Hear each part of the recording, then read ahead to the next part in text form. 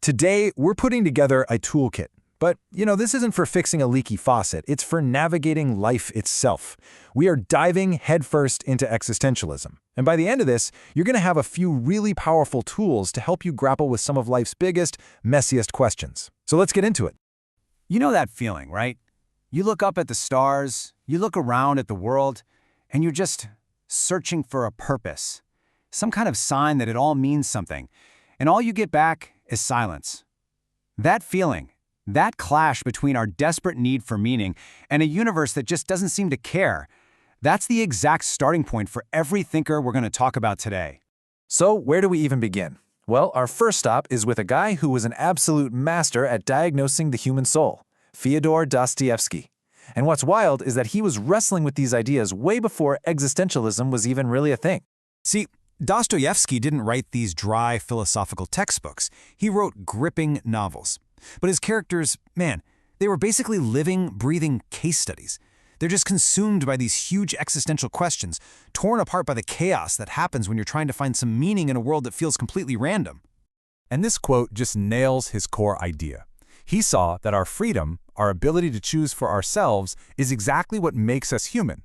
But it's also terrifying.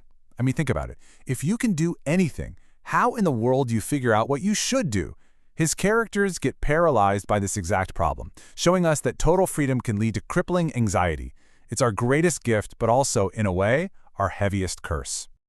All right, let's grab the first official tool for our toolkit.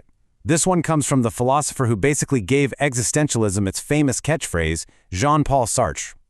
If Dostoevsky pointed out the problem, Sartre came along with a pretty radical solution. Okay, existence precedes essence. What does that even mean? Well, Sartre used this great analogy. Picture a paper knife. Before that knife even exists, someone has a plan for it, right? Its essence, its purpose to cut paper, is all figured out. But for people, Sartre says, it's the complete opposite.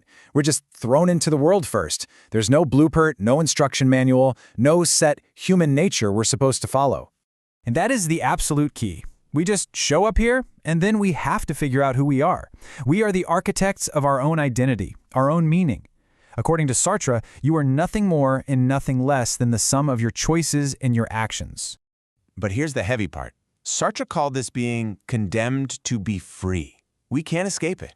There's no destiny, no God, no pre-written script to fall back on and use as an excuse. We are completely and kind of terrifyingly responsible for everything we become. And he says that absolute responsibility is where our deepest feelings of anxiety and despair come from. Okay, but what if that pressure, the pressure of creating your own meaning from scratch, just feels like way too much? What if the whole thing just feels absurd? Well, for that we need a totally different tool. And this one comes from Albert Camus. Now, for Camus, the problem isn't just that the universe is meaningless. The real problem is the clash. The absurd is born right in that moment of conflict between us, these creatures who are desperate for meaning, and a universe that gives us absolutely nothing back. It's not in us, and it's not in the world.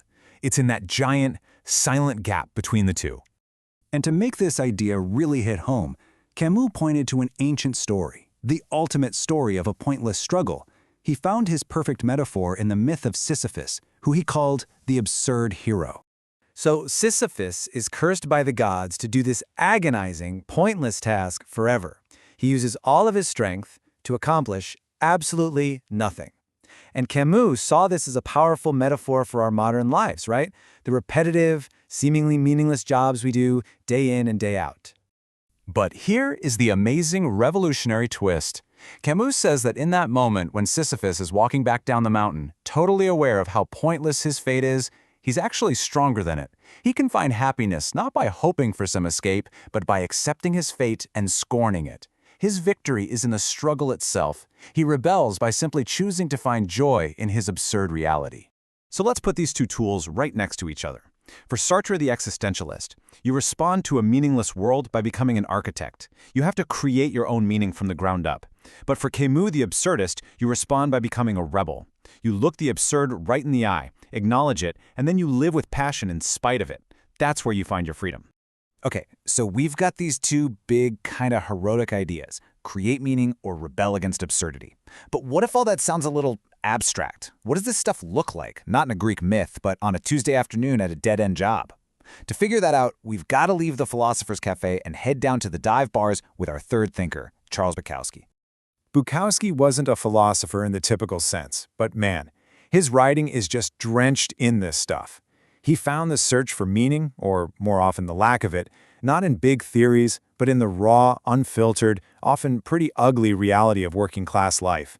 He wrote about the daily grind, about drinking, about being broke, with this brutal, unapologetic honesty. Bukowski was a major player in a movement called dirty realism. And you can see, it's all about stripping away the sentimentality. It's a minimalist style that focuses on people on the fringes of society and doesn't flinch away from stuff like poverty and addiction. For Bukowski, freedom wasn't some grand project. It was about saying no to the rat race and finding a raw, real kind of authenticity right there in the middle of the struggle. So, after going through all that, we're left with 3 really different tools in our existential toolkit. And now, it's kind of your turn to choose.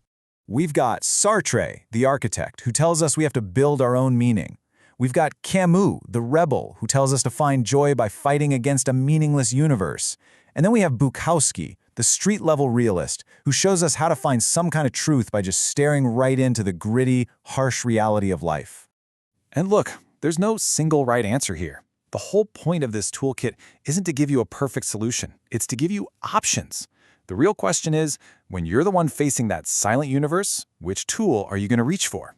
And that's a choice that only you can make. Thanks so much for hanging out for this explainer. If you found these ideas helpful, or at least interesting, do us a favor and hit that like button and subscribe for more deep dives. We'll see you in the next one.